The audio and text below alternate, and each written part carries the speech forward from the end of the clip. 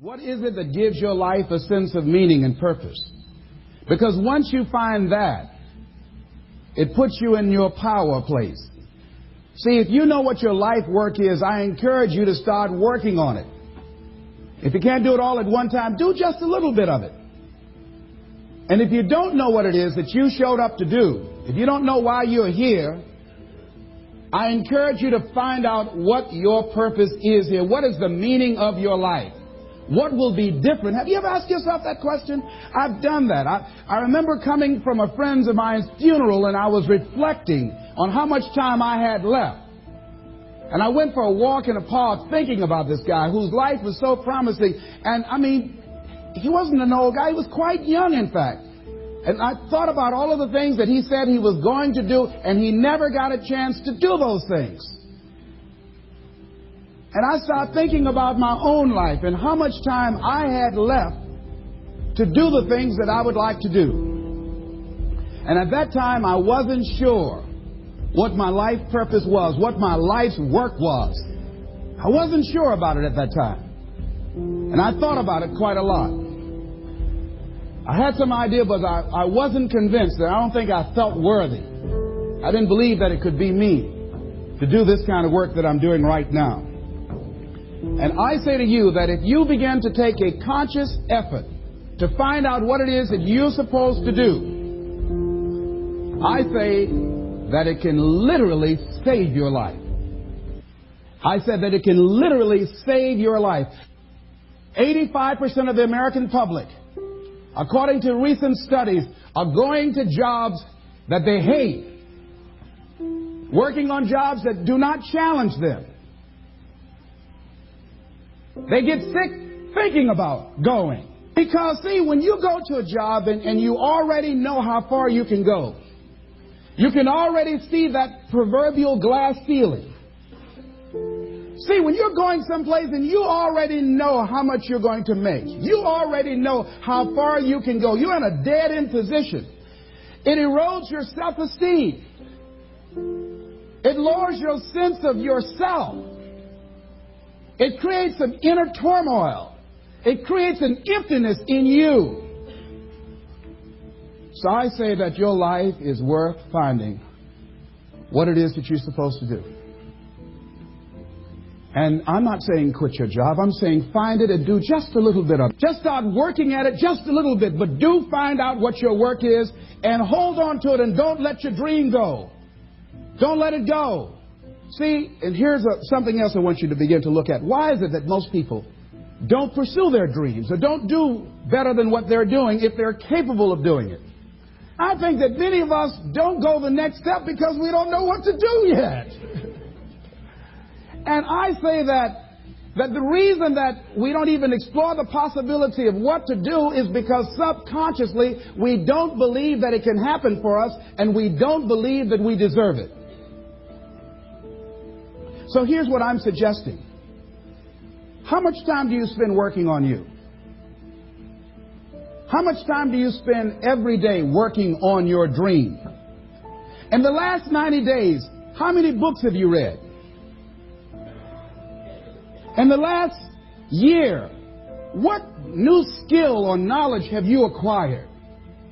What kind of investment have you made in you? So I'm saying that as you begin to look at where you want to go, if you want to make it today, and things are changing so fast, you have to literally run to stand still. I'm saying that you've got to make some conscious effort to begin to work to develop you. Here's something else. Most people are not living their dreams because of fear, ladies and gentlemen.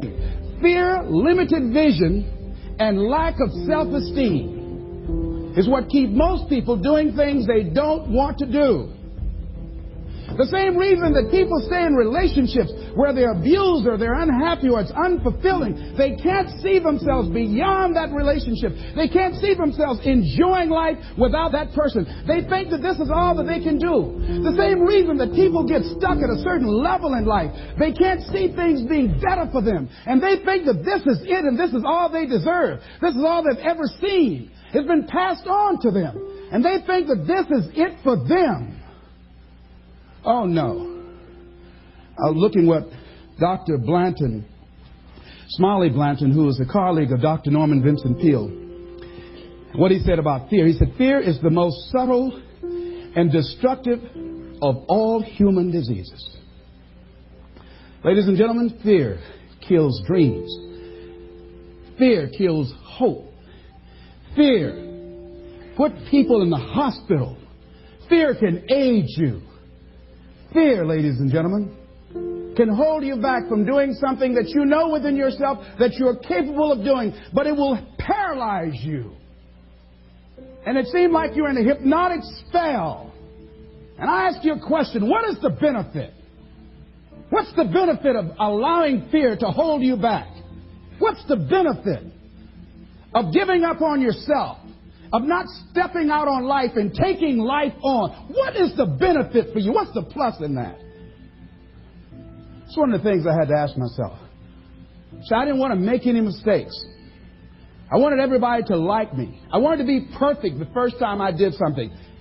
It's not going to happen. You're going to make some mistakes. You're going to hurt some folks' feelings. You're going to create some enemies whenever you decide that you want to begin to take life on. You've got to ask yourself, how long am I going to allow this to hold me back? I like what Zig Ziglar says. He said, fear is false evidence appearing real. That is an illusion that we create in our mind. It is a state of mind that can be changed. So let's look at how we can begin to take some steps to restructure that fear, to begin to expand our visions of ourselves, to begin to increase our self-esteem. Webster said that self-esteem means confidence and satisfaction in oneself. Look at your life right now. Whatever you've done up to this point in time, your life is working. Whatever you have produced, it came out of you as a result of the kind of person that you have become.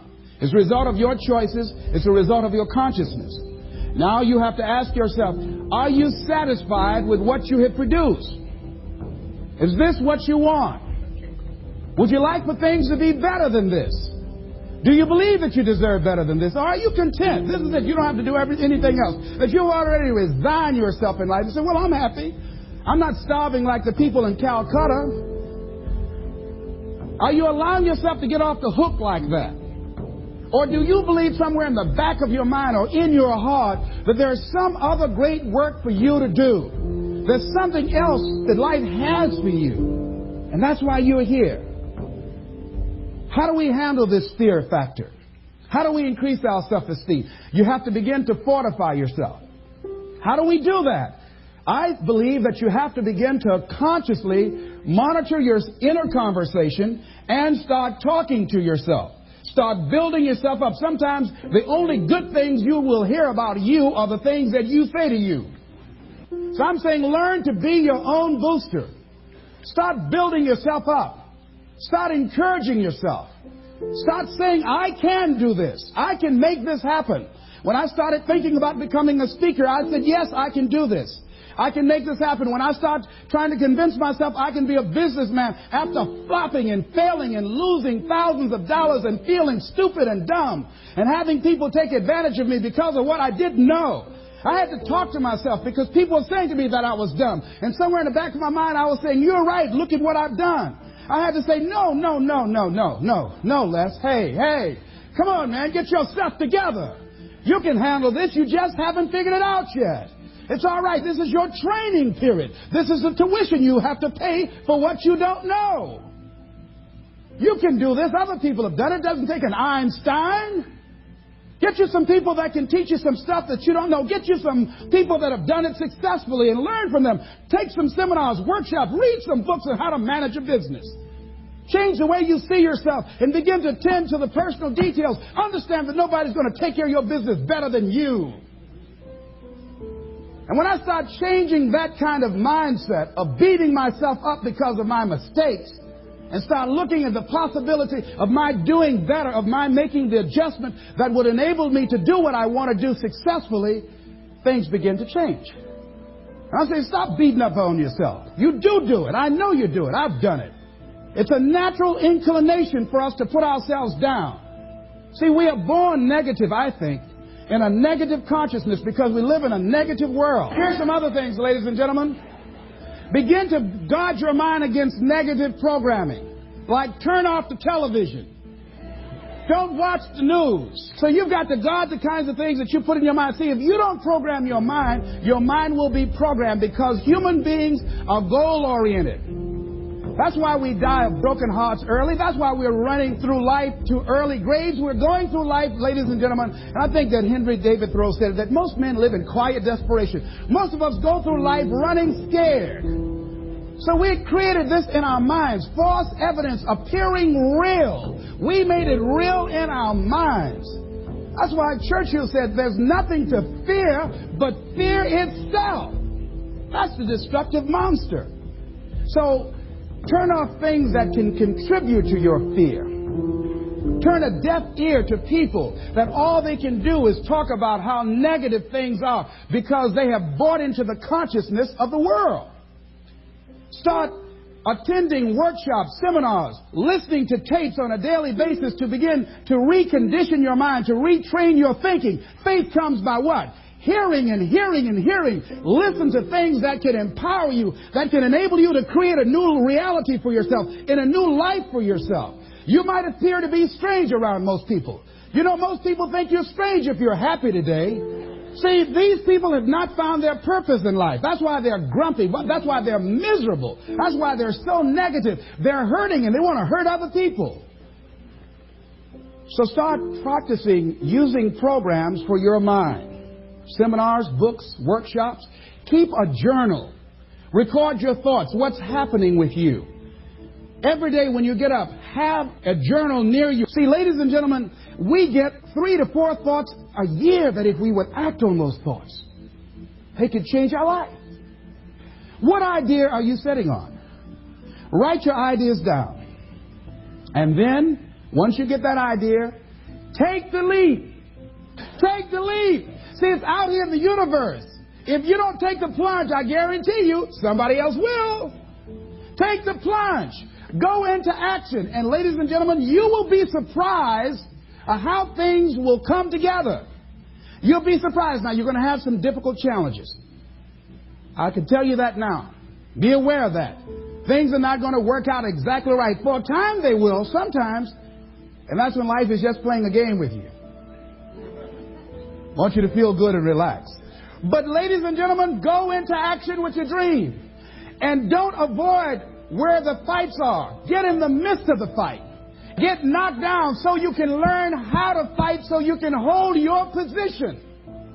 See, most people don't get out in the arena of life because they don't want to fight. Most people don't get out there because they don't want to get knocked down. They don't want to be dropped to their knees. But see, you're going to be dropped whether you're on the field or whether or not you're sitting on the sidelines. You're going to be dropped.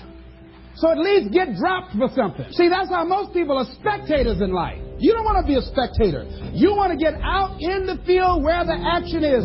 And you will be amazed. After the struggle, there will be a calm period and things will begin to click for you.